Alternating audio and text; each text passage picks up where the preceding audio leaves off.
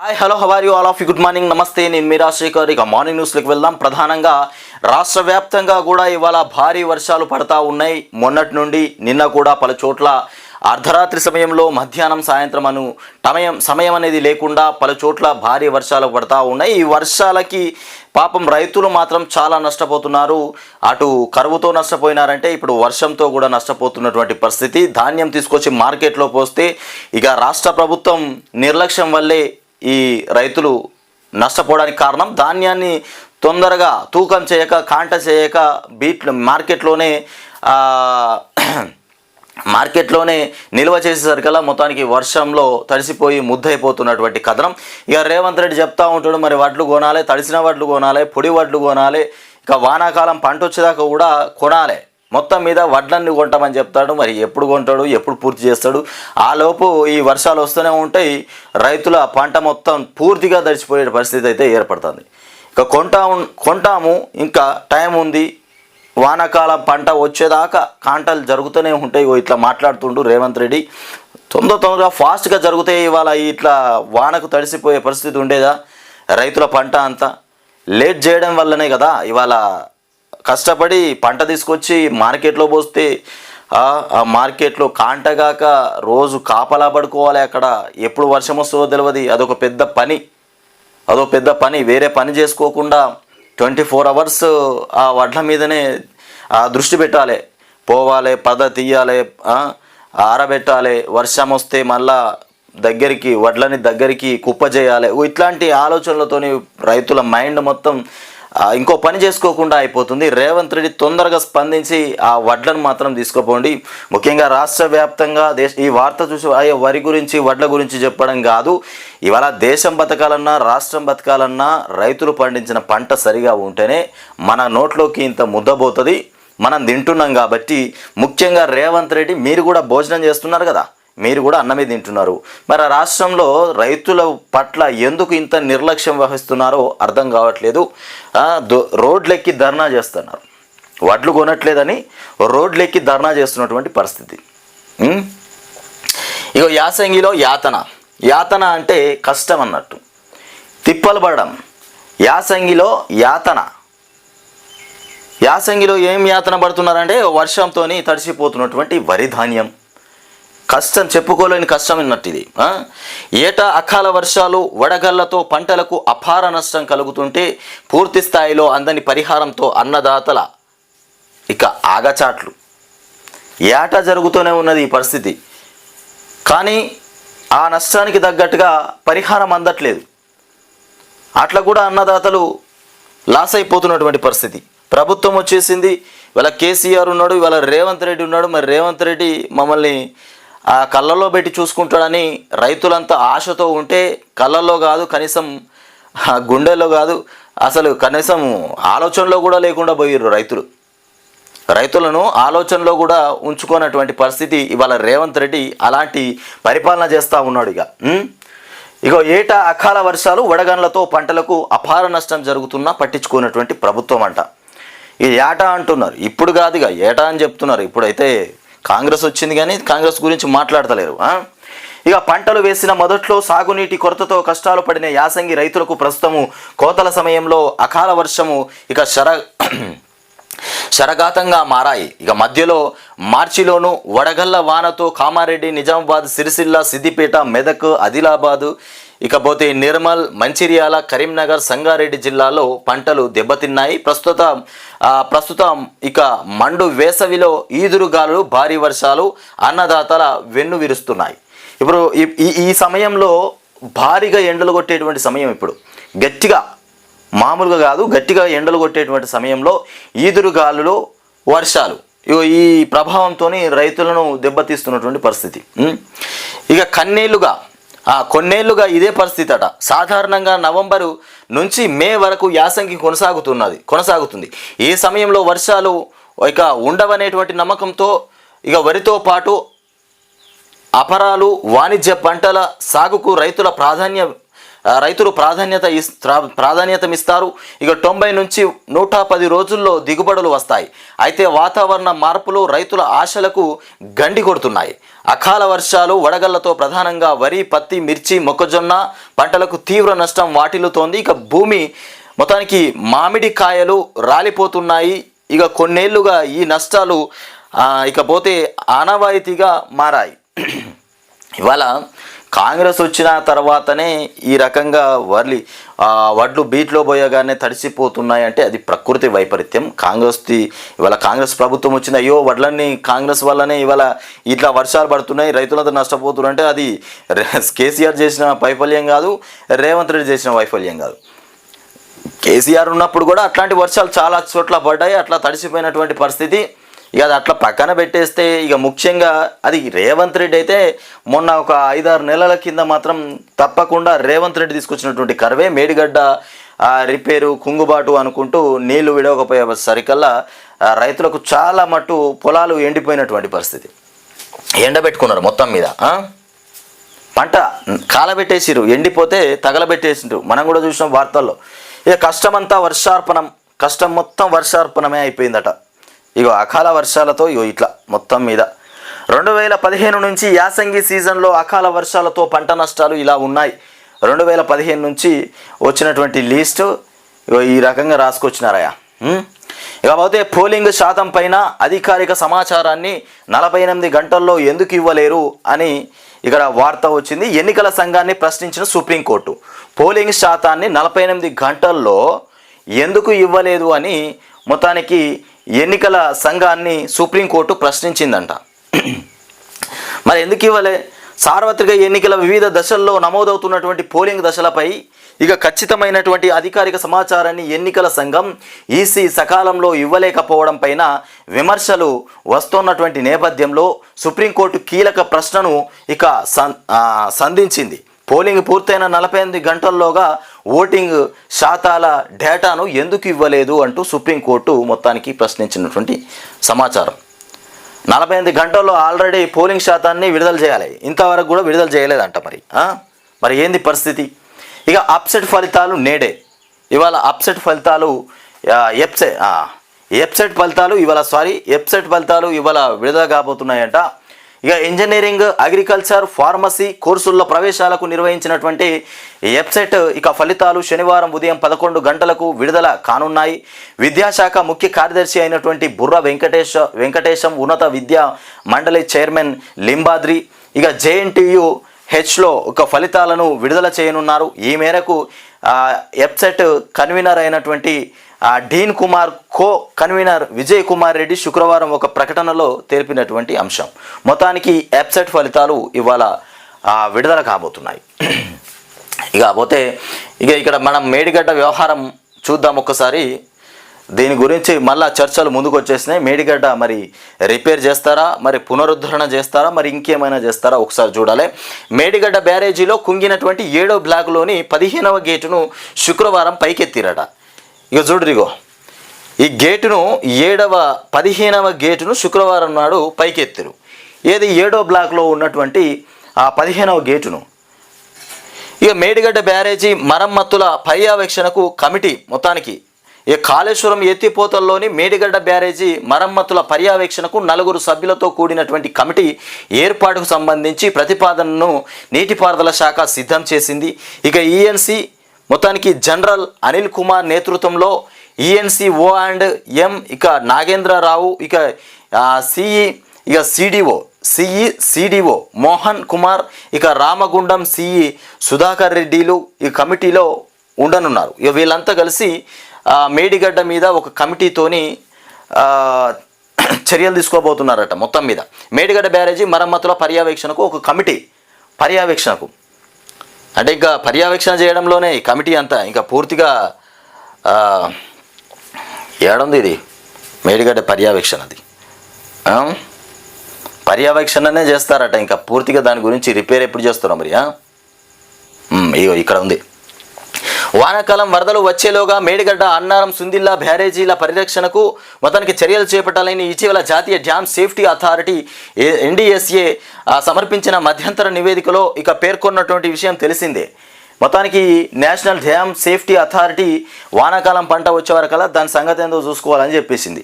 ఈ నేపథ్యంలో ఇక మొత్తానికి రక్షణ పనుల పర్యవేక్షణకు కమిటీ ఏర్పాటు చేయాలని కూడా ప్రభుత్వం సూచించింది.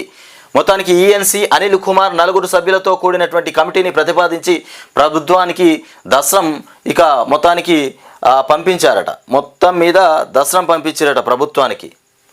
ఏది కమిటీ ఏర్పాటు చేసి ఇక కమిటీలో చర్చలు కొనసాగుతాయి అన్నట్టు. ఏం చేయాలి, ఏం లక్షణం, మరి మేడిగడ్డ త్వరలో గ్రూప్ 4 ఇక మెరిట్ జాబితా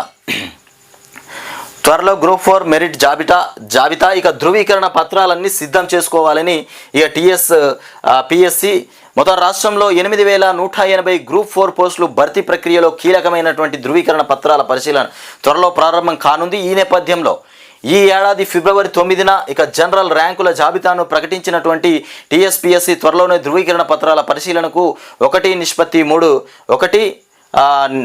నిష్పత్తుల్లో ఇక దివ్యాంగ కేటగిరీలో 1:5 మెరిట్ 1:5 నిష్పత్తి మెరిట్ మొత్తానికి జాబితాను ప్రకటిస్తామని కూడా వెల్లడించింది. ఈ మేరకు టీఎస్పీఎస్సీ కార్యదర్శి నవీన్ ఇక నికోలస్ శుక్రవారం పత్రికా ప్రకటన విడుదల చేశారు. పరిశీలన కోసం అవసరమైనటువంటి పత్రాలన్నీ సిద్ధం చేసుకోవాలని కూడా అభ్యర్థులకు సూచించారు. ఇక కుల ధృవీకరణ, బీసీ నాన్ క్రిమిలేయర్ దివ్యాంగ ధృవీకరణ పత్రాలు, 1వ తరగతి నుంచి 10వ తరగతి వరకు స్టడీ నివాస ధృవీకరణ పత్రం, ఇకపోతే డబ్ల్యూ ఇవన్నీ రెడీ చేసుకోరి. ఎవరు గ్రూప్ 4 మెరిట్ జాబితా గ్రూప్ 4 వాళ్ళు ఎవరైతే ఉన్నారో వాళ్ళంతా ఇవన్నీ రెడీ చేసుకోండి. ఇక డబ్ల్యూఎస్ అభ్యర్థులు 2021-22 ఏడాదికి ఇక ఈడబ్ల్యూఎస్ ధృవీకరణ పత్రంతో పాటు అవసరమైనటువంటి పత్రాలన్నీ దగ్గర ఉంచుకోవాలన్నారు. ధృవీకరణ పత్రాల పరిశీలన సమయంలో మిగతా వార్త చూద్దాం. ధృవీకరణ పత్రాల పరిశీలన సమయంలో పోయిందబ్బా, తప్పకుండా చదవాల్సిందే. అది విద్యార్థులకు సంబంధించిన వార్త కదా. తప్పనిసరి పత్రాన్ని సమర్పించాల్సి ఉంటుందని కూడా అభ్యర్థులకు ఇక అదనపు గడువు ఇవ్వబోమని కూడా స్పష్టం చేసినారట. రాష్ట్ర స్థాయిలో జిల్లా స్థాయిలోన ఇక ధృవీకరణ పత్రాల పరిశీలన జిల్లా స్థాయిలో చేయాలా లేదా రాష్ట్ర స్థాయిలో చేయాలా అనే విషయమై ఇక టీఎస్పీఎస్సీ సమాలోచన చేస్తోందట. అయితే ధృవీకరణ రాష్ట్ర స్థాయిలో జిల్లా స్థాయిలో ఏ స్థాయిలో చేయాలని మొత్తానికి చర్చలు కొనసాగిస్తుందట, సమాలోచన చేస్తుంది. ఇక 1:3 నిష్పత్తుల్లో మెరిట్ జాబితాలో కనీసం 25,000కు పైగా అభ్యర్థులు ఉంటారు. రాష్ట్ర స్థాయిలో పరిశీలనకు చాలా సమయం పట్టే అవకాశం ఉంది. అయితే జిల్లా స్థాయిలో పరిశీలన బాధ్యతలు అప్పగిస్తే ఇక కమిషన్ ఆలోచిస్తోంది. పొరపాట్లు జరిగితే అభ్యర్థులు తీవ్రంగా నష్టపోయే ప్రమాదం ఉందని కమిషన్ ఆలోచిస్తోంది. కొంత ఆలస్యమైన ఎలాంటి పొరపాట్లకు తావు లేకుండా చూడాలని కూడా భావిస్తోంది. ఈ నేపథ్యంలో రాష్ట్ర స్థాయిలో పరిశీలన చేస్తేనే బాగుంటుందని కూడా అవసరమైనటువంటి సిబ్బందిని ఇతర విభాగాల నుంచి ఇక డిప్యుటేషన్ పైన తీసుకోవాలని కూడా ఆలోచిస్తున్నటువంటి అంశం. ఇట్లా మొత్తం మీద ఈ రకంగా వ్యవహరించబోతున్నారు. గ్రూప్ 4 మెరిట్ జాబితా విడుదల కాబోతుంది. ఇంకొకటి ఏదో వార్త ఉంది.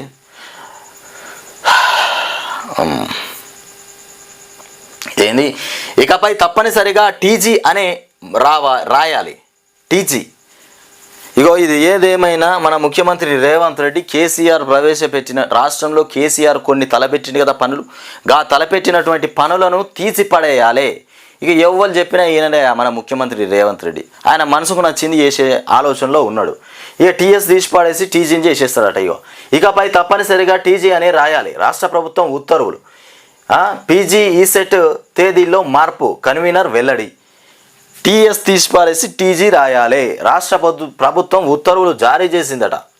ఇక ఏం చెప్తాం, రేవంత్ రెడ్డి మొత్తం మీద కూర్చున్నాడు. ఇక ఖచ్చితంగా మార్చాలి. ఇక మార్చకపోయేది లేదు, ఇక మార్చాలి. కేసీఆర్ తెచ్చింది కదా టీఎస్, అది తీసిపడేయాలి. ఇక ఈయన పేరు మీద రావాలి. ఇప్పుడు భూముల ధరలపైన అధ్యయనం, క్షేత్రస్థాయిలో పరిశీలించనున్నటువంటి రిజిస్ట్రేషన్లు, ఇక స్టాంపుల శాఖ, సాగు భూములు, స్థలాల రిజిస్ట్రేషను, ఇక ఫీజు పెంపులకు మొత్తానికి కసరత్తు చేస్తున్నారట. భూముల ధరలపైన అధ్యయనం చేయడానికి స్టాంపు రిజిస్ట్రేషన్లు ఈ రకంగా ఫీజులు పెంచేటువంటి ప్రయత్నం చేస్తున్నారట. ఫీజులు క్షేత్రస్థాయిలో అడ్డగోలుగా ఫీజులు పెంచుతారా ఏంది? 2021 నుంచి రాబడులు పెరిగినటువంటి తీరు ఇలా ఉన్నది. ఏడాదికి డాక్యుమెంట్లు సంఖ్యల్లో లక్షల్లో, ఇక రాబడి రూపాయలు కోట్లలో. ఇక బౌద్ధ పర్యాటకుల్ని రప్పించేలా ప్రణాళికనట. ఏబిటిఓ ఉపాధ్యక్షుడు మల్లేపల్లి లక్ష్మయ్య తెలంగాణలోని ప్రముఖ బౌద్ధ పర్యాటక స్థలాలతో పాటు ఇక బుద్ధవనాన్ని ఆసియా దేశాలకు పరిచయం చేసి అధిక సంఖ్యలో బౌద్ధ పర్యాటకులను రాష్ట్రానికి రప్పించడానికి ప్రణాళిక సిద్ధం చేసినట్లు కూడా ఏబిటిఓ ఉపాధ్యక్షుడు మల్లేపల్లి లక్ష్మయ్య పేర్కొన్నారు. భూటాన్లోని థింపూలో శుక్రవారం జరిగిన ఆసియా రహదారిపై బౌద్ధ పర్యాటకం సదస్సులో ఇక ఆయన మాట్లాడారు. ఆసియా దేశాల మధ్య స్నేహపూర్వక వాతావరణానికి పర్యాటక రంగం సాంస్కృతిక సారథిగా వ్యవహరించాలన్నారు. అంతర్జాతీయ సంతోష యాత్ర ఇంటర్నేషనల్ ఇక హ్యాపీనెస్ మార్చ్ను నిర్వహించడానికి కూడా భూటాన్ ఇక బౌద్ధ సంస్థల ప్రతినిధులతో సన్నాహక చర్యలను ప్రారంభించినట్లు కూడా లక్ష్మయ్య చెప్పినటువంటి అంశం. అయితే మొత్తానికి బౌద్ధ పర్యాటకుల్ని రప్పించేలా ప్రణాళిక చేస్తున్నారట. రాష్ట్రానికి పర్యాటకం అంటే వాళ్ళు వస్తే ఒక పర్యాటక కేంద్రం లాగా మారిపోద్దా ఏమి?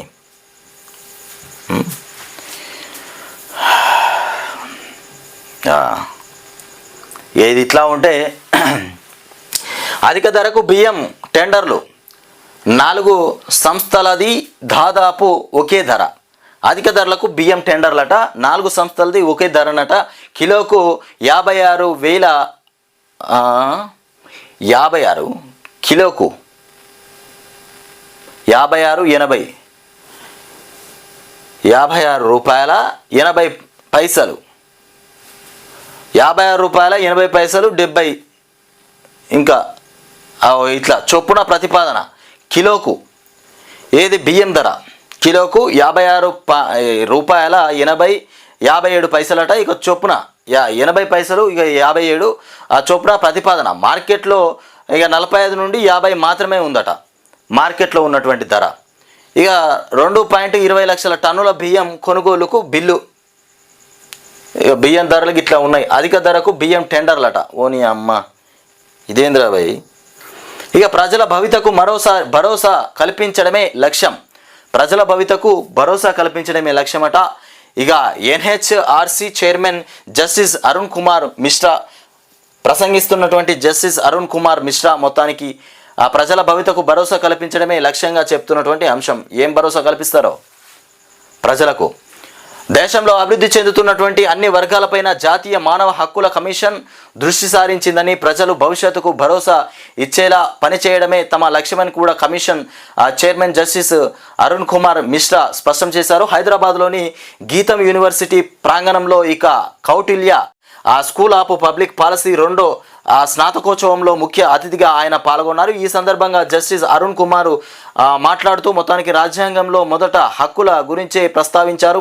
ఈ హక్కుల పరిరక్షణలో భాగంగా పర్యావరణం, ఇక ప్రజల సామూహిక ఆరోగ్యం, సైబర్ ఇక చట్టాలతో పాటు ఇక ట్రాన్స్జెండర్లు, ఇక ట్రక్ డ్రైవర్లు, పారిశుద్ధ్య కార్మికుల హక్కులు మొత్తానికి అందులకు పునరావాస కేంద్రాల ఏర్పాటు, ఇక టపాసుల తయారీ నిషేధం, కారాగారాల్లో ఖైదీల ఆత్మహత్యల నివారణ ఇవంటి వాటిపైన ఇక ఎన్హెచ్ఆర్సి కృషి చేస్తోంది. ఇక పిల్లలపై లైంగిక దాడుల నివారణ, ఇంటర్నెట్ నుంచి సంబంధిత వీడియోల తొలగింపునకు చర్యలు తీసుకుంటున్నాము. ఇక ఎక్కడైనా మానవ హక్కులకు భంగం కలిగితే ఇక సుమోటోగా స్వీకరిస్తున్నాం.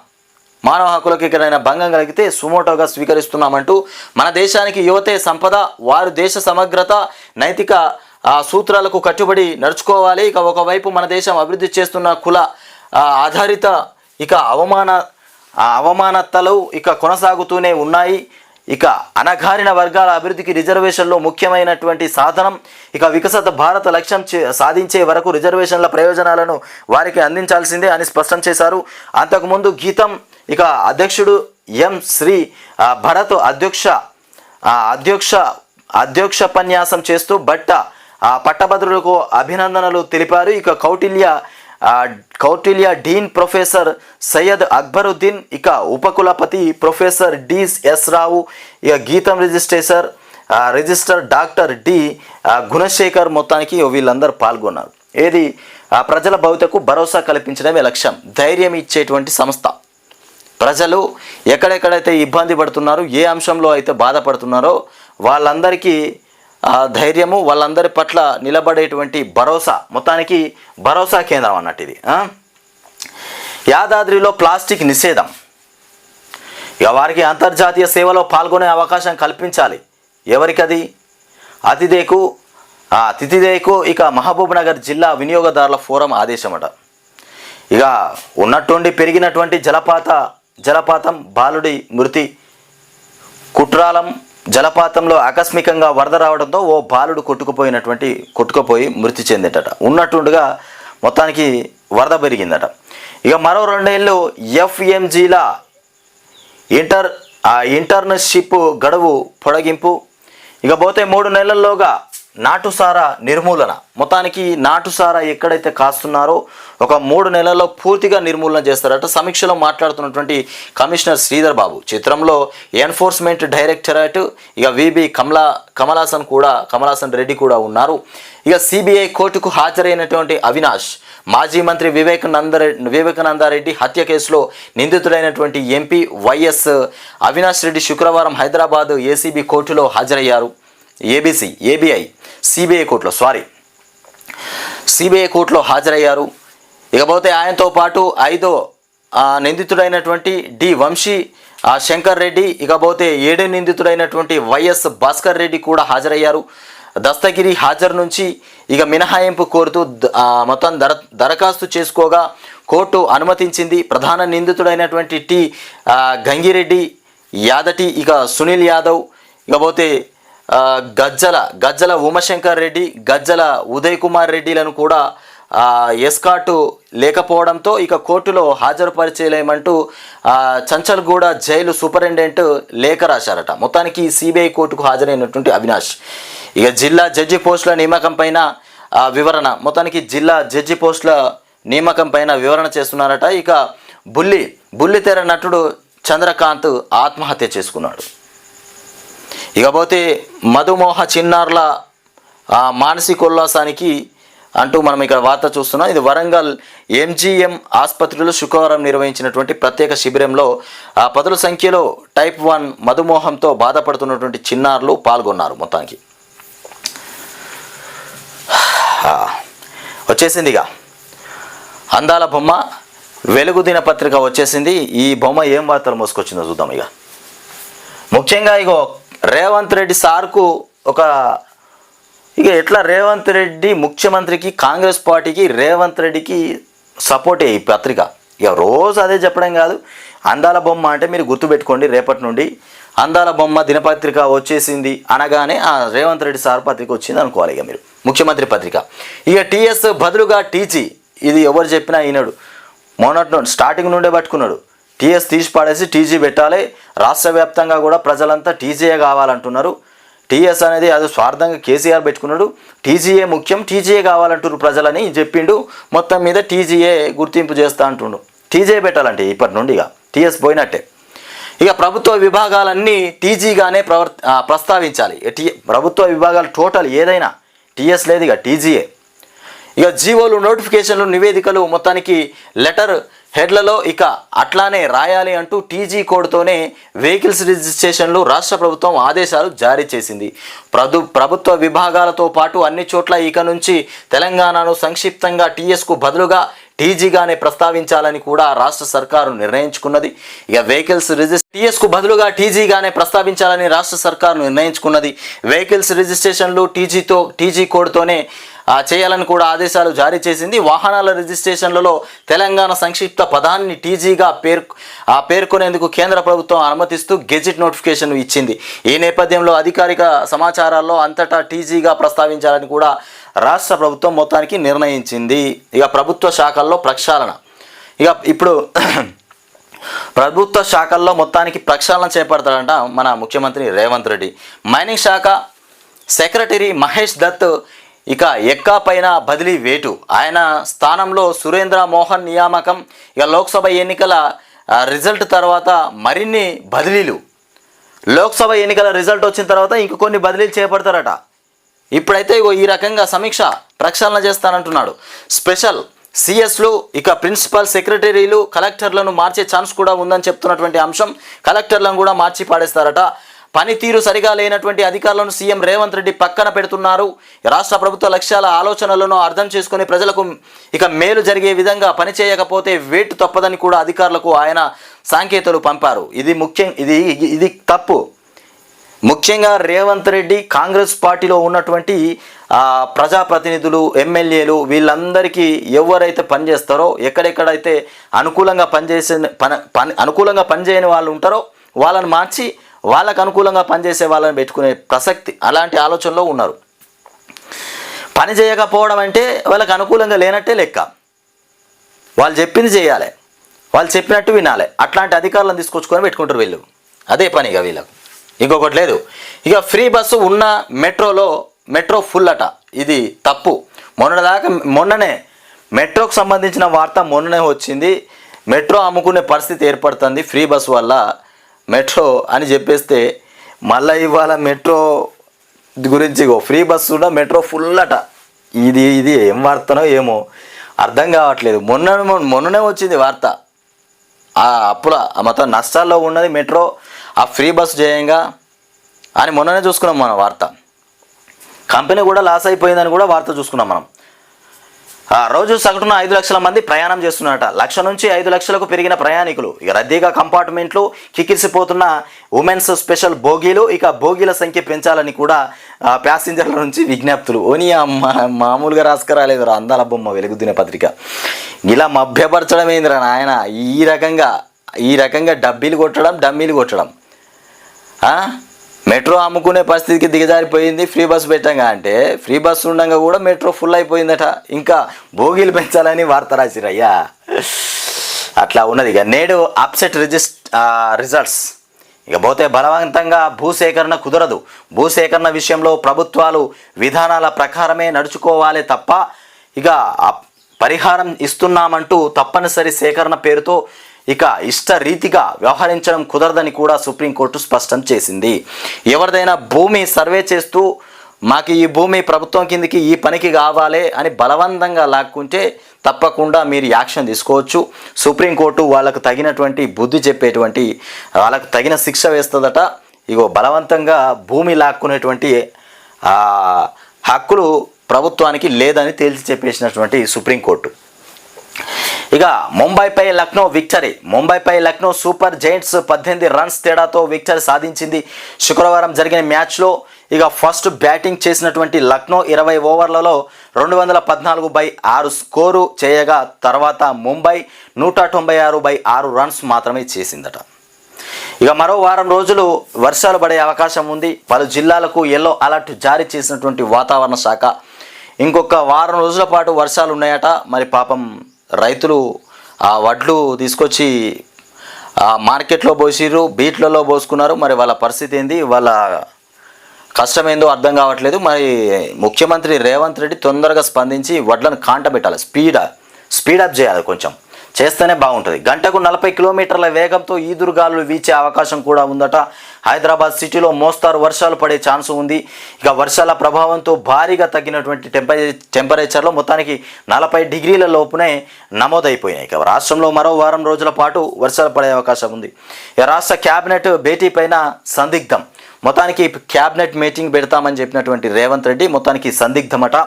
ఇక ఇంకా ఈసీ నుంచి రాని పర్మిషన్ ఏది క్యాబినెట్ మీటింగ్ కోసమేమో. ఇక షెడ్యూల్ ప్రకారం నేడు జరగాల్సినటువంటి మీటింగ్ ఎజెండాలో రుణమాఫీ, మేడిగడ్డ విభజన చట్టం, ఇక అకాడమిక్ ఇయర్ వంటి ఇంపార్టెంట్ ఇష్యూస్ పైన మాట్లాడేటువంటి అంశాలట. ఈసీ నుండి వీళ్ళకు అనుమతి, క్యాబినెట్ మీటింగ్ పెట్టుకోవడానికి మొత్తానికి ఈసీ అనుమతి ఇవ్వలేదట. ఇక ఇంకా ఈసీ నుంచి రాని పర్మిషన్. ఇక ఈసీ నుండి అనుమతి ఎన్నికల కూడా అయిపోయిన తర్వాత పెట్టుకోండి. మొన్నటిదాకా క్యాబినెట్ మీటింగ్ పెట్టలేదు, దాని గురించి మాట్లాడలేదు. ఇలా ఎన్నికల కూడా అమల్లో ఉండగా క్యాబినెట్ మీటింగ్ పెట్టాలి తొందరగా. ఏదో ఉత్సాహం, అతి ఉత్సాహం. ఇది నమ్మబలికేటువంటి ఉత్సాహం. అయ్యో వీళ్ళేదో క్యాబినెట్ మీటింగ్ పెట్టి రుణమాఫీ కోసము మేడిగడ్డ ఇగో ప్రజల విషయాలపైన ఈ ఏది మన వడ్లపైన ఇలాంటి వాటిపైన సమీక్ష నిర్వహించబోతుంటే ఈసీ పర్మిషన్ ఇస్తలేదు, పాపం వాళ్ళది ఏం తప్పు ఉందన్నట్టుగా ఈ దొంగ వ్యవహారం. ఇదంతా ఇది దొంగ వ్యవహారం. రాష్ట్ర క్యాబినెట్ భేటీ పైన సందిగ్ధం ఏర్పడిందట. కేజ్రీవాల్ పిఏ నా కడుపుల తన్నిండు. అమ్మని అమ్మ, కేజ్రీవాల్ పిఏ పాపం కడుపుల తన్నిండట. ముఖం ఛాతిపై కొచ్చిండు, ప్రైవేటు పార్ట్స్ పైన కూడా దాడి చేసిండు కేజ్రీవాల్ పిఏ. ఇక ఎఫ్ఐఆర్లో పేర్కొన్నటువంటి అప్ ఎంపీ స్వాతి మలివాల్ మొత్తానికి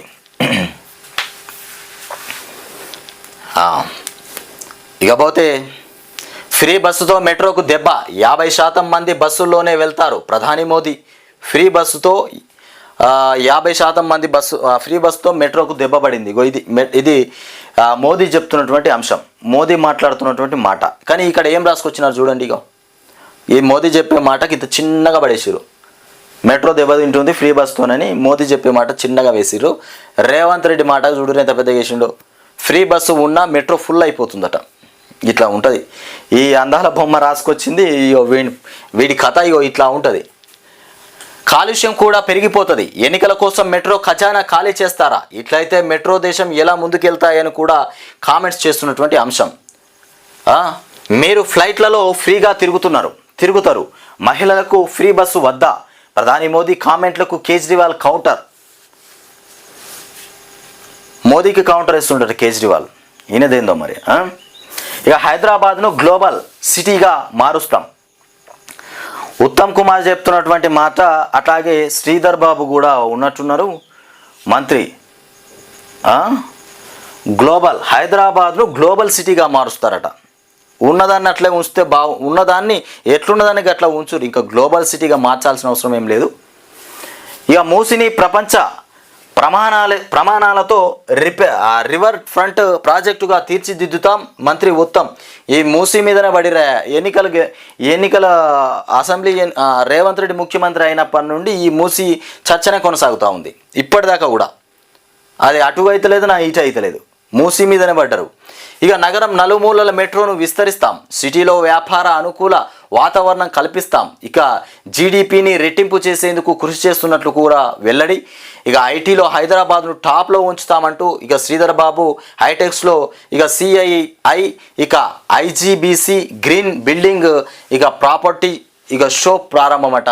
ఇక సూపర్ రిచ్ క్లబ్లో ఇక అదానీ అంబానీ, సూపర్ రిచ్ క్లబ్లో అదానీ అంబానీ. మొదటి స్థానంలో బెర్నార్డ్ ఇక ఆర్నాల్ట్ అంట. ఇక బ్లూంబర్గ్ తయారు చేసినటువంటి వరల్డ్ సూపర్ రిచ్ క్లబ్లో మొత్తం 15 మందికి చోటు దక్కింది. ఇక ఎల్విఎంహెచ్ ఇక ఫౌండర్ ఇక చీఫ్ ఎగ్జిక్యూటివ్ ఆఫీసర్ అయినటువంటి బెర్నార్డ్ ఇక ఆర్నాల్ట్ ఇక $2 బిలియన్ నికర విలువతో ఈ లిస్ట్లో మొదటి స్థానంలో ఉన్నారు. ఇక అమెజాన్ ఫౌండర్ ఇక బెజోస్ $208 బిలియన్ నియామక నికర విలువతో ఇక రెండో స్థానంలో నిలిచారు. ఇక మన దేశానికి చెందిన ముఖేష్ అంబానీ 12, గౌతమ్ అదానీ 14వ ప్లేస్లో ఉన్నారట. ఆస్తి పంపకాల కోసం తల్లి శవం వద్దే కొడుకు కూతుళ్ళ పంచాది. అయ్యమ్మ, తల్లి చనిపోయి ఉన్నదట. తల్లి చనిపోయిన శవం దగ్గరనే ఆస్తి పంపకాల కోసం కొడుకు కూతురు కొట్లాడుకుంటున్నారట. 2 రోజులు ఫ్రిడ్జ్లోనే చచ్చిపోయిన మృతదేహం 2 రోజులు ఫ్రిడ్జ్లోనే ఉందట. కానీ కొడుకులు మాత్రం కొట్లాడుతున్నారు ఆస్తి కోసం. ఇక ఆస్తి పంపకాల పూర్తయ్యాక అంత్యక్రియలకు డబ్బులు లేవన్న కొడుకు. ఆస్తి పంపకాలు పూర్తి అయిపోయిన తర్వాత అంత్యక్రియలకు డబ్బులే లేవని చెప్పిండట కొడుకు. అసొంటి పుణ్యాత్ముడయ్యా కొడుకు. ఖర్చులకు 2 లక్షలు ఇచ్చిన తర్వాతే తల్లికి తలకొరివి. సూర్యాపేట జిల్లా కందులవారిగూడెంలో ఘటన. అయ్యమ్మ, ఇట్లా ఉన్నదిరా కథ. ప్రపంచంలో దేశం మీద దుర్మార్గులు ఎక్కువైపోయారు. మొత్తం టోటల్ ఆస్తి పంపకాలు జరిగేదాకా శవాన్ని తీసుకుపోనీయలేదట. పంపకం జరిగిన తర్వాత ఖర్చులకు డబ్బులు ఇర్రా నాయన అంటే ఇక పైసలు లేవని చేతులు ఎత్తేసిండట కొడుకు. అట్లాంటి మహాత్ముడు కొడుకు. మరి కూతురు కూడా గట్లనే ఉన్నట్టున్నది. కూతురు ఇక టీఎస్ స్థానంలో టీజీ. మాఫీకి మార్గం ఇది. ఇక సెక్షన్ 8 కింద రైతు సంక్షేమ కార్పొరేషన్ ఏర్పాటుకు ప్రణాళిక. హామీగా ఎక్సైజ్ స్టాంపులు రిజిస్ట్రేషన్లో రూపానే ఆదాయ వనరులు. అయితే మొత్తానికి రైతులకు రుణమాఫీ చేయాలన్నా, రైతు బంధు ఇవ్వాలన్నా మొత్తానికి ఎక్సైజ్ స్టాంపులు రిజిస్ట్రేషన్ల రూపానే మొత్తానికి ఆదాయ వనరులు వస్తాయట. ఆ వనరులతోనే రైతులకు డబ్బులు పంచే అవకాశం ఉన్నది. అప్పటిదాకా రైతులు చూసుకుంటూ కూర్చోవాలి. రైతుల పంట రుణాల మాఫీకి రేవంత్ సర్కారు కార్యాచరణ చేపట్టింది. మొత్తానికి ఈ కార్పొరేషన్ పేరుతో ఒకేసారి బ్యాంకుల నుంచి 32,000 కోట్లు. ఆ వెంటనే రైతులకు ఏకకాలంలో 2 లక్షల రుణమాఫీ అమలు. బ్యాంకులకు రుణం ఇక నెలవారీ వాయిదాలుగా 10 నుంచి 15 ఏళ్లలో చెల్లింపు. ఇక ట్రెజరీలో 2 వేర్వేరు ఖాతాలు. ప్రతి నెల ఆదాయం మళ్లింపు. మాఫీకి ఇక ఏపీ ఫార్ములానే కార్పొరేషన్కు చట్టబద్ధత కోసం బిల్లు. రుణమాఫీయే ఎజెండా. నాటి క్యాబినెట్ భేటీలో ఇక దీనిపైనే ప్రధాన చర్చ. ఇక నిధుల సమీకరణపైనే చర్చించనున్నటువంటి మంత్రివర్గం. ఎజెండాలో ఏపీతో విభజన సమస్యలు, మార్కెట్ విలువలు, రిజిస్ట్రేషన్ ఛార్జీల సవరణ, ధాన్యం కొనుగోళ్లు, వానాకాలం పంట విధానం పైన. ఈ వానాకాలం పంట గురించి మాట్లాడితే నవ్వుకుంటారు, నోరుతోని నవ్వుకుంటారు. రేవంత్ రెడ్డి ముఖ్యమంత్రి ఆ వడ్లు రోడ్ల మీద ఎక్కడ పడితే అక్కడ పోసుకున్నారు. రైతులు పొలాలల్లా, రోడ్ల మీద, బండల మీద ఎక్కడ పడితే అక్కడ పోసుకుంటే ఈ వర్షాలు ఇప్పుడు వర్షాలు పడనటువంటి సమయంలో వర్షాలు పడతా ఉన్నాయి. ధాన్యం అంతా ఖరాబ్ అయిపోయింది. అసలు రేట్ ఎట్లా వస్తుంది, మరి ధాన్యం కొనరా అనేటువంటి పరిస్థితిలో ఉన్నారు రైతులు. ఇంకా రివ్యూ చేపట్టి ఇంకా కథలు అల్లుతామని, ఇంకా పచ్చకామర్లు వచ్చినట్టుగా ఇంకా కొన్ని కథలు అల్లితే మాత్రం బాగుండదు. తక్షణమే మీరు రైతుల పంటను తొందరగా కొనమని చెప్పండి. తడిసిపోయినా, పొల్లున్నా, దుమ్మున్నా కొనాల్సినటువంటి పరిస్థితి మీది. కొనాలి తొందరగా, అంతే. ఇక విద్యార్థులకు పుస్తకాలు, యూనిఫామ్ల పంపిణీ. క్యాబినెట్ సమావేశం నిర్వహణకు ఈసీకి లేఖ. పుస్తకాల గురించి, యూనిఫామ్ల గురించి కూడా మాట్లాడబోతారట. ఏది ఇక స్కూల్స్ ప్రారంభం అవుతున్నాయి కదా, వాటి గురించి టోటల్గా అన్నిటి గురించి మాట్లాడతారన్నట్టుగా. భూముల విలువలు రెట్టింపు చేసేటువంటి అంశము. రిజిస్ట్రేషన్ ఛార్జీలు పెంచొద్దు. ఎవరు అంటున్నారు? రిజిస్ట్రేషన్ ఛార్జీలు పెంచొద్దు, పేదలకు సొంతిటి కళను దూరం చేయొద్దు. ఇది వాస్తవం. రిజిస్ట్రేషన్ ఛార్జీలు పెంచితే ఇదే. ఇక భూముల మార్కెట్ విలువను రెట్టింపు చేస్తే స్టాంపు డ్యూటీని 3% తగ్గించాలి. ఎల్ఆర్ఎస్ ఛార్జీలు పెరగకుండా చూడాలి. ప్రభుత్వానికి రియల్టర్ల అసోసియేషన్ విజ్ఞప్తి. 4 దశలో 69% పోలింగ్ అయిందట. 4 దశలో ఇది విడుదల చేసిరా ఏంది 69%. ఇక 96 ఎంపీ స్థానాలకు 13న ప్రక్రియ పూర్తి. తొలి స్థానంలో ఏపీ ఇక 81.56% నమోదు. ఇక లోక్సభ స్థానాల్లో ఒంగోలు 87%తో ఫస్ట్. ఇక ఎన్నికల సంఘం వెల్లడి. ఏపీలోనా ఎంపీ స్థానాలు ఏపీలో. ఇకపోతే మహాలక్ష్మితో మెట్రోకు దెబ్బ. ఇక మహిళలకు ఉచిత బస్సు ప్రయాణం పథకంతో మెట్రో 50% ఖాళీ అయిపోయింది. మెట్రో మొత్తం దెబ్బతిన్నది మహాలక్ష్మి పథకం వల్ల. ఇది దారుణం. ఇక వచ్చే 2 వారాలు భారీ వర్షాలు. మేడిగడ్డ రిపేర్ల పైన నేడు సీఎం నిర్ణయం తీసుకోబోతున్నారట. ఒక కమిటీ ఏర్పాటు చేసి ఇవాళ నిర్ణయం తీసుకోబోతున్నారు. ఇక పరిశీలన పూర్తి. పరిష్కారం ఎప్పుడు? ఏది ధరణి స్పెషల్ డ్రైవ్ అర్జీలకు లభించని మోక్షం. ఈ స్పెషల్ డ్రైవ్ అని పెట్టిర్రు. అది ఇంతవరకు నా అటు కాలే, నా ఇటు కాలే. 15 రోజులు అన్నారు, నెల రోజులు అన్నారు, అటు ఇటు చేసిర్రు. ఎన్నికల కోడ్ వచ్చింది. ప్రజల్ని, రైతుల్ని మొత్తం మభ్యపరిచిర్రు. రాష్ట్ర ప్రజల్ని ఆగం చేసుడే తప్ప ఇంకొకటి అయితే లేనే లేదు. పరిశీలన పూర్తి అయిపోయిందా? పరిష్కారం ఎప్పుడు? మరిగా ఇంకెప్పుడు? స్పెషల్ డ్రైవ్ ఎప్పుడు? ఎన్నికల హడావుడిలో ఫైళ్ళ వైపే చూడని కలెక్టర్లు. అసలు ఈ ధరణి విషయంలో, ఈ భూముల విషయంలో అసలు ఆ ఫైళ్ళ వైపే చూడలేదట అధికారులు. ఏది మన రాజకీయ నాయకులు, కలెక్టర్లు కూడా చూడలేదు. ఇప్పటికే పెండింగ్లోనే 2.45 లక్షల దరఖాస్తులు ఉన్నాయి. ఇక ధరణిలో పెండింగ్ దరఖాస్తుల పరిష్కారం కోసం రాష్ట్ర వ్యాప్తంగా మొత్తానికి లక్షలాది మంది బాధితులు ఎదురు చూస్తున్నారు. ధరణి దరఖాస్తులకు సంబంధించిన అంతర్గత పరిశీలన పూర్తయినప్పటికీ ఇంకా పెండింగ్లోనే ఉంచారు. ఈ ప్రక్రియను రెవెన్యూ అధికారులు ఎప్పుడు చేపడతారోనన్న చర్చ రాష్ట్ర వ్యాప్తంగా కొనసాగుతుంది. గత బీఆర్ఎస్ ప్రభుత్వంలో ధరణి దరఖాస్తులు పరిష్కారం కాక ఆగమైపోతున్నారు. అయితే బీఆర్ఎస్ సర్కారు ఉన్నప్పుడు పెట్టినటువంటి దరఖాస్తులు, బీఆర్ఎస్ అధికారంలో ఉన్నప్పుడు పెట్టినటువంటి దరఖాస్తులు అవి ఇంతవరకు చేసింది లేదు, పోయింది లేదు. స్పెషల్ డ్రైవ్ అన్నారు, మొన్న అన్నారు, మసనం అన్నారు. 15 రోజులలోనే మొత్తం మొత్తం పూర్తిగా ఇది దరఖాస్తులు ఏవైతే ఉన్నాయో 2,45,000 దరఖాస్తులు అవన్నీ పూర్తి చేస్తామని చెప్పారు 15 రోజులలో.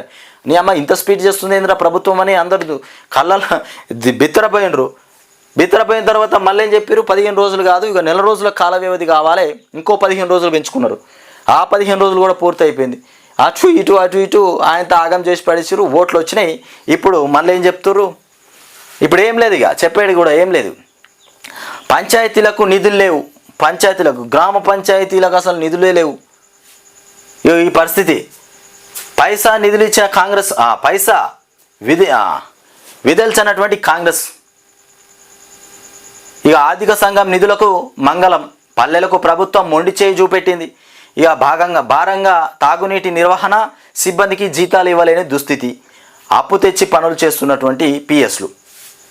ఇగో ఇట్లా జరిగింది. పంచాయతీలకు ఇంతవరకు నిధులే లేవట. నిధులు ఇవ్వకపోతే మరి పని ఎట్లా జరగాలి? గ్రామాల్లో మరి చెత్త నీటి వ్యవహారము, చెత్త వ్యవహారము, లైట్లు, రోడ్లను ఊడవడము, గ్రామ సవరణ ఎట్లా జరగాలి? మరి వర్క్ ఎట్లా చేయాలి? పనులు కారాబారి, స్లీపర్సు వీళ్ళంతా ఎట్లా పని చేయాలి వీళ్ళు? ఇక స్థానికంలో బీసీ కోట లేనట్టేనా? జూన్లో ఎన్నికలంటూ సీఎం రేవంత్ ప్రకటన, ఇంకా నివేదిక సమర్పించని బీసీ కమిషన్. జూన్లో ఎన్నికలని చెప్తున్నారట, జూన్, కానీ ఇంతవరకు కూడా ప్రకటన ఎలాంటి లేదు. బీసీలో జూన్లో ఎన్నికలంటూ సీఎం రేవంత్ ప్రకటన చేస్తుండే, ఇంకా నివేదిక సమర్పించని బీసీ కమిషన్ నిర్ధారిస్తేనే బీసీ రిజర్వేషన్లు అమలు, లేదంటే ఎస్సీ ఎస్టీలకే రిజర్వేషన్లు పరిమితం. బీసీ కమిషన్ ఇంకా స్పందించలేదంట. జూన్లో ఎన్నికలని చెప్తుండు మరి రేవంత్ రెడ్డి. ఇక అన్నీ కలిపి 50% మించకూడదని కూడా షరతులట. కాంగ్రెస్ బీసీ డిక్లరేషన్ అమలు సాధ్యమైనా అసాధ్యమైనా? ఇక బీసీలకు 42 రిజర్వేషన్ ఉత్తముచ్చటేనా?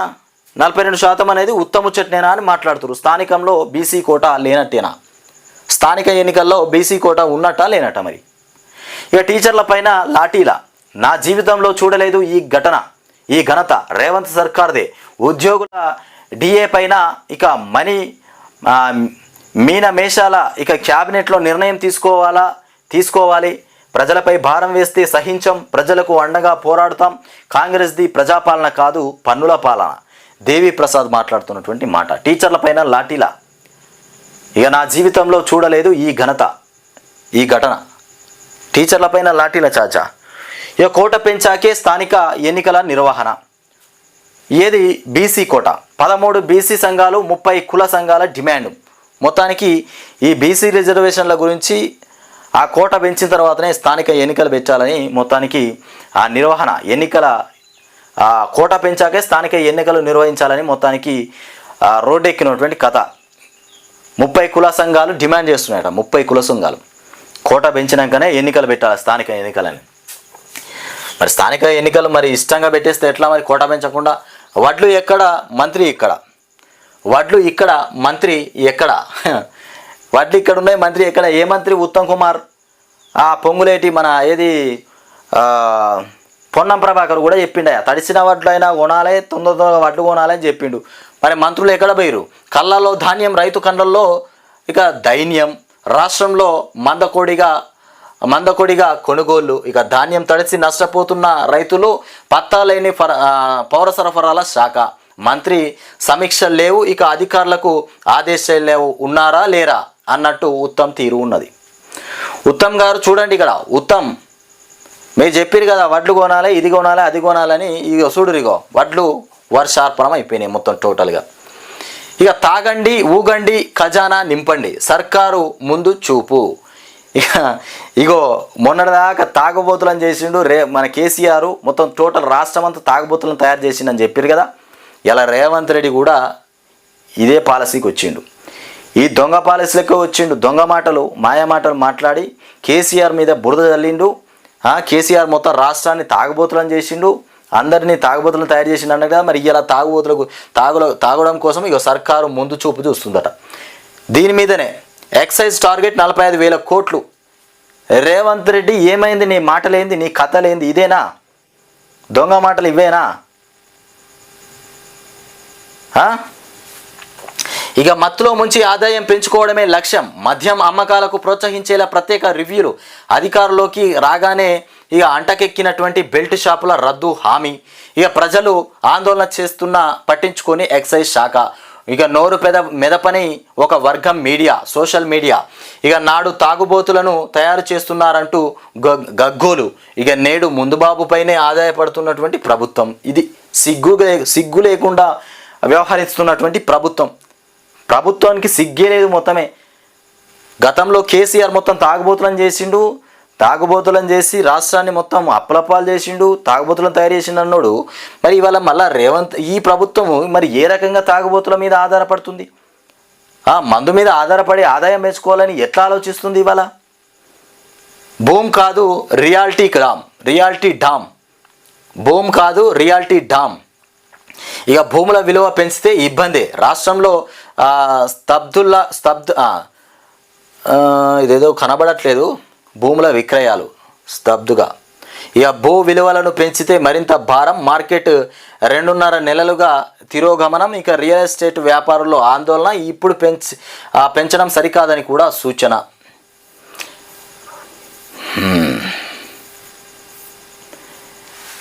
ఇక చెప్పలేము చేయలేము నడిమిట్ల నరకం అన్నట్టు. సీఎం హుకుంలతో అధికారుల బెంబేలట. హడావుడి నిర్ణయాలు, ఇక ఆర్పాటపు ప్రకటనలు, డెడ్లైన్లు విధించి అమలు చేయాలంటూ ఆదేశాలు. అని అమ్మ మొత్తం అధికారులు ఆగమైపోతురట. సీఎం హుకుంలతో అధికారుల బెంబేలు, ఆలోచించకుండా హామీలు, అధికారులు ఆగమైపోతురు. సరైన కార్యాచరణ లేక బెడిసి కొడుతున్నటువంటి వ్యూహాలు. తీవ్ర ఒత్తిడితో పలు విభాగ పతులు ఇక సంతమతం. ఇక ఆరోగ్యాలు పాడవుతున్నాయంటూ గోగోలు పెడుతున్నారట. రేవంత్ రెడ్డి కథ ఇట్లా ఉన్నది. ఆలోచన లేకుండానే హామీలు ఇచ్చేస్తుండు. బోలాశంకరుడు కదా హామీలు ఇచ్చినట్టు హామీలు ఇస్తుండు, కానీ అవి నెరవేరడం లేదు. ఇగో వర్షాలతోని మొత్తం వడ్లు అగో ఈడ రాలిపాయి, ఆడ తడిసిపాయి, ఇగో ఈడ తడిసిపాయి. ఏంది ఇది? వడ్ల వర్షార్పణం. ఇగో శుక్రవారం సంగారెడ్డి జిల్లా బేబీపేట్ సొసైటీ వద్ద ఇక డిసిఎంఎస్ ఇన్ఛార్జ్ చైర్మన్ ఇంద్ర సేనారెడ్డిని ఇక నిలదీస్తున్నటువంటి రైతులు. ఇగో మొలకనే వచ్చినాయి నాయన, ఇక్కడ బస్తాలు మొలకెత్తిపోయినాయి. ఇగో పెరిగిన తెగిపడిన ఎల్టీ లైన్ తెగిపడిందట. తీగలు చెప్పుతో కొట్టుకుంటున్నా. మళ్ళీ వరి వేయనని చెప్పుతో కొట్టుకుంటున్న రైతు సిద్ధయ్య. అమ్మ ఇగో చెప్పుతో కొట్టుకుంటున్న రైతు. ఇక మళ్ళీ జన్మల వరేయరా నాయన అంటే ఈ ప్రభుత్వం ఉన్నంత వరకు మాత్రం వరేయడట. యాదాద్రి భువనగిరి జిల్లా ఆత్మకూరులోని మార్కెట్ యార్డు తాళం వేసి ప్రధాన రోడ్డుపై రాస్తారోకో చేస్తున్నటువంటి రైతులు. ధాన్యం కొనాలని అన్నదాతల ఆందోళన. కొనడానికి వీళ్ళు చేస్తున్నటువంటి ధర్నాలు, రాస్తులకు ధాన్యం కొనడానికి మెడలు వంచైనా 500 బోనస్ ఇప్పిస్తాం.